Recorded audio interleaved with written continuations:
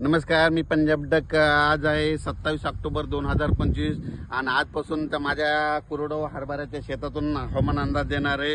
तर राज्यातल्या सर्व शेतकऱ्याला सांगू इच्छितो की राज्यामध्ये आणखी 4 दिवस पावसाचे आहेत. म्हणजे 27, 28, 29, 30 तारखेपर्यंत राज्यात विखुरलेल्या स्वरूपाचा पाऊस पडणार आहे. 2 चक्रीवादळ असल्यामुळे हे राज्यात पाऊस पडायला आहे. नसा आहे पाऊस गेला असता, म्हणून त्याच्यामुळे हे पावसानं मुक्काम वाढल्यामुळे म्हणजे 30 तारखेपर्यंत राज्यात पावसाचं वातावरण राहणार आहे.